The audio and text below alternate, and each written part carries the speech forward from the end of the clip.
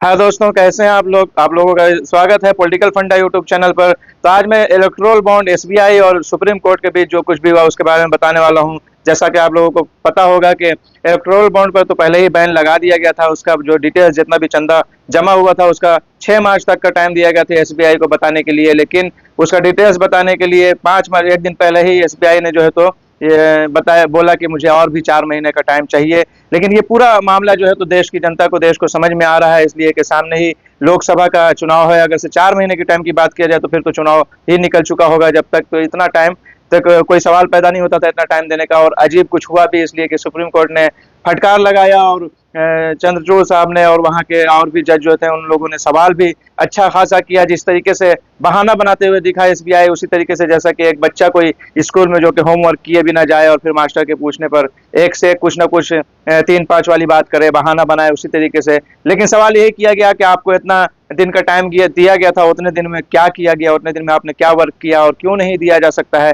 जाहिर सी बात है, एसबीआई जो है तो इंडिया की एक बड़ी बैंक है और इतने ज्यादा लाखों के तादाद में कर्मचारी काम करते हैं और हर काम जो है तो आजकल ऑनलाइन है। कैसे इलेक्ट्रोल बॉन्ड की बात किया जाए जिसमें कहा गया कि वो कागजी तौर पर है, डिजिटल नहीं है, फिजिकल है, तो बहरहाल फिर भी जो है इतना टाइम काफी होता है। जबकि बहुत सारे ऐसी बातें हैं, मैं उस पर बात नहीं करने वाला हूँ। लेकिन यहाँ पे जो फटकार लगाया और फिर भी उसके बाद 24 घंटे का सिर्फ टाइम दिया गया और बताया गया है कि जो कुछ भी आपके पास जितना भी है वो सब जो है तो सामने लेके आए और जो है तो ज्यादा टाइम नहीं मिलेगा। ये सुप्रीम कोर्ट ने बहुत ही अच्छा किया है। लेकिन इस पर ट्विटर पे आप लोग देख सकते हैं कि गोदी मीडिया किस तरीके से बिलबिला उठी है और किस तरीके से बोली कि सुप्रीम कोर्ट को इतना जल्दी क्यों चाहिए। जबकि देखिए, मीडिया का सवाल इधर होना चाहिए। मीडिया का काम ये होता है कि सवाल जो है तो एसबीआई से करती है कि जब आपको इतना दिन का टाइम मिला, इस पर बैन कब लगाया गया है और 6 मार्च तक का टाइम मिल गया, उसके बाद भी आप नहीं दे सके और फिर अब जो 24 घंटे का टाइम दे दिया। लेकिन यहाँ पे तो उल्टा चल रहा है। मामला ऐसा है कि गोदी मीडिया का सभी को पता है।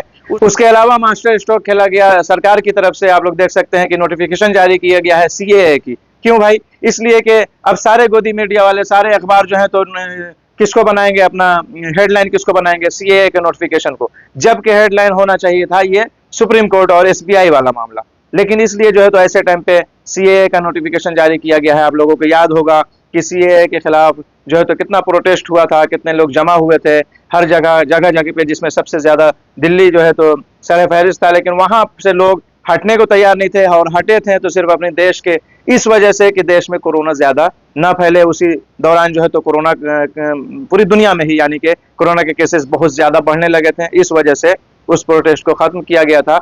लेकिन उसके बाद भी जो सरकार का जैसा शुरू से कहना था कि हम लाएंगे, और सरकार ने नोटिफिकेशन जारी कर दिया है सीएए का, तो मैं इस मामले में सीएए पर तो कुछ बात करने वाला नहीं हूं। लेकिन जैसा कि यहाँ पे एसबीआई जिस तरीके से एक बहुत बड़ा चंदा घोटाला हो रहा है, आप लोग समझ सकते हैं कि इलेक्टोरल बॉन्ड के जरिए किसने कितना चंदा किस पार्टी को दिया और क्यों दिया। ये सब मामला जो है तो पब्लिक के सामने आना चाहिए। और सुप्रीम कोर्ट जो है तो लाने के लिए इतना दिन का टाइम भी दे दिया एसबीआई को। लेकिन एसबीआई आखिर इस तरीके से बहाना क्यों बना रहा है? जैसा कि कुछ हलचल अजीब व गरीब चल रही है लोकसभा इलेक्शन से पहले। जैसा कि आप लोगों ने देखा होगा कि अभी इलेक्शन कमिश्नर ने जो है तो इस्तीफा दे दिया अचानक से।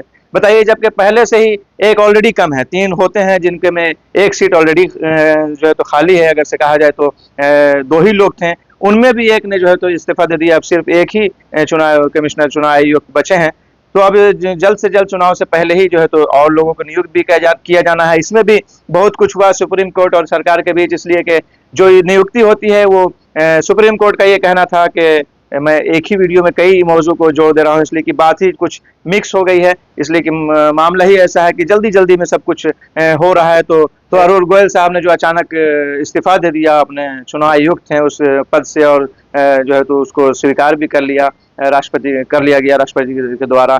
तो बहरहाल इस्तीफा दिया, लेकिन क्यों दिया, बहुत सारे सवाल खड़े होते हैं। इस पर इस वीडियो में मैं चर्चा नहीं कर पाऊंगा, इसलिए कि बहुत ही लंबी गुफ्तगू है।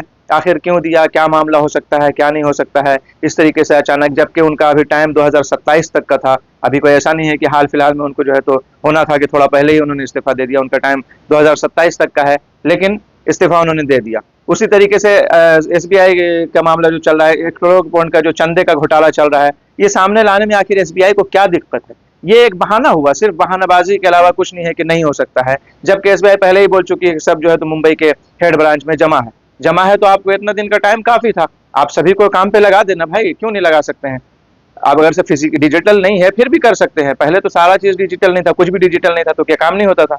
लेकिन बहरहाल एक से एक बहाना लगाया जा रहा है, लेकिन सुप्रीम कोर्ट ने इन सब बहानों को खारिज कर दिया है, उनकी याचिका को खारिज कर दिया। उन्हें सिर्फ 24 घंटे का टाइम दिया गया है। ये 12 मार्च को ही, आज ही जो है तो कहा गया है कि बिल्कुल आपको ये चीज़ें जितना भी काम हो पाया है उतना ही सामने लाना ज़रूरी है। क्या मैच हो रहा है, क्या नहीं हो रहा है, क्या मिल रहा है, क्या नहीं मिल पा रहा है, उससे मतलब नहीं है। जो जितना भी कुछ हो पाया है उसको सामने लाना ज़रूरी है। 4 महीने तक का टाइम का तो कोई सवाल नहीं है। ये तो सीधे-सीधे जो है तो बिल्कुल चुनाव के बाद की बात थी कि मतलब चुनाव जब तक खत्म हो जाएगा, जबकि चुनाव से पहले ये मामला सामने आना चाहिए। कितना बड़ा घोटाला है, कितना इलेक्ट्रॉन बॉन्ड जो है तो बिके हैं और उससे कितने करोड़ों का चंदा आया है। मैंने सब कुछ लिखा हुआ है, लेकिन बहरहाल मैं उसकी तादाद नहीं बता रहा हूँ। लेकिन मैं फिर भी यानी कि बहुत ज़्यादा जो है तो ये सब घोटाले का मामला है, अरबों का, कई 16 अरब से भी ज़्यादा का शायद, तो लगभग। तो इसलिए जो है तो ये सभी के सामने आना ज़रूरी है। इलेक्टोरल बॉन्ड ही पहले जो है तो जो चालू किया गया वो तो बहरहाल चालू हो गया, लेकिन उस पे आखिर बैन लगा दिया गया इसलिए कि किसी हिसाब से जो है तो वो सही नहीं था। लेकिन अब उसके ज़रिए जो ऑलरेडी चंदा जो है तो जमा हो चुका है, कम से कम उसका मामला जो सामने लाने का है, सुप्रीम कोर्ट के जो आदेश है, जो उसने एक जो है तो टाइम दिया, उसके अंदर करके देना चाहिए। ये एक बहानेबाजी के तौर पे कि नहीं हो पाया, ऐसे नहीं हो पाएगा, वैसे नहीं हो पाएगा, ऐसा एसबीआई को नहीं करना चाहिए। जबकि एसबीआई एक बड़ी बैंक है इंडिया की और बहुत सारे लाखों की तादाद में कर्मचारी एसबीआई में काम करते हैं और सारे काम फटाफट होते हैं। आपको पता है कि जैसे एकदम बिल्कुल अगर चाहे इंसान तो कर सकता है। एसबीआई के पास इतना ये है कि बिल्कुल भी किया जा सकता है, लेकिन ये साफ-साफ जो है तो बहानाबाजी दिख रही है और किसी न किसी तरीके से एक मतलब मामला ऐसा है कि हाँ, ये चुनाव निकल जाए। जिस तरीके से नारा दिया जा रहा है कि इस बार जो है 400 पार, और कल तो एक सांसद ने, एक बीजेपी नेता ने भाषण भी दिया कि 400 पार इसलिए ज़रूरी है कि ताकि संविधान को बदलना है, संविधान को बदल दिया जाए। बहुत से लोग उस पे के पक्ष में लिख रहे थे ट्विटर पे भी कि हाँ, संविधान तो कई बार संशोधन किया जा चुका है, उसमें होता है, कोई मुश्किल नहीं है। तो भाई कम से कम इस लफ्ज़ पे गौर करना चाहिए। संशोधन अलग चीज़ है, संशोधन करना किसी चीज़ में, बदलाव करना अलग चीज़ है और किसी चीज़ को बदल डालना अलग चीज़ है। तो यहाँ पे बदलने की बात की गई है, लेकिन इस तरीके से तो पब्लिक को इस पर ध्यान देना चाहिए। साफ जो है तो बीजेपी वाले खुल्लम खुल्ला ये बात बोल के कि हाँ, हम लोग जो है तो संविधान को बदलने वाले हैं और 400 के पार, और फिर आपका ही वोट लेके और इस तरीके का आपके साथ किया जाएगा, तो ये कितनी घटिया बात होगी, कितनी गलत बात होगी। इसलिए कि अगर तादाद की बात किया जाए, बाबा साहब अम्बेडकर को कितने लोग चाहने वाले हैं, उन्होंने ही कानून बनाया ना, कानून उन्होंने लिखा है, तो उनको चाहने वाले ज़्यादा हैं या उनको नहीं चाहने वाले ज़्यादा हैं। जिस तरीके से गांधी जी की बात किया जाए, बहुत सारे अब तो गोडसे वाले लोग भी निकल चुके हैं, तो गोडसे वाले ज़्यादा हैं या गांधी जी वाले ज़्यादा हैं? जाहिर सी बात है गांधी जी वाले ज़्यादा हैं। उसी तरीके से बाबा साहब अम्बेडकर वाले की तादाद ज़्यादा है या उनके खिलाफ वालों की? अगर से उनकी तादाद ज़्यादा है तो बहरहाल इस बार ज़रूर जो है आप अपना वोट सोच समझ कर दें। मैं किसी यहाँ पे पार्टी को ना ये कर रहा हूँ, सपोर्ट कर रहा हूँ, ना किसी पार्टी के खिलाफ हूँ, लेकिन अगर से बात बीजेपी की किया जाएगा तो जिस तरीके से वो इस तरीके से बोल के जीत के ही और कानून में कानून में बदलाव भी, संशोधन भी नहीं, बदलने की बात की जा रही है, तो ये गलत है। और इंडिया की जनता को, भारत की जनता को, पब्लिक को इस बात पर ध्यान देना चाहिए और अपना वोट सोच समझ कर देना चाहिए कि क्या वो इंडिया के बाबा साहब अम्बेडकर के कानून को लिखे हुए को बिल्कुल बदलवाना चाहते हैं या वही कानून चाहते हैं। उसमें संशोधन की बात जो कहा गया है, जो बदलाव की बात किया गया है, वो अलग बात है, लेकिन पूरा बदल देने की बात अलग है। तो बहरहाल यहाँ पे तानाशाही वाला मामला तो बहुत दिनों से चल रहा है। अगर मैं कहूँगा तो वही बात आ जाएगी कि बीजेपी के खिलाफ वाले, लेकिन कोई भी हो, मेरा तो यही है कि जो जहाँ पे गलत है उसको गलत ही बोलेंगे, चाहे कोई भी रहेगा, उससे कोई फर्क नहीं पड़ता है।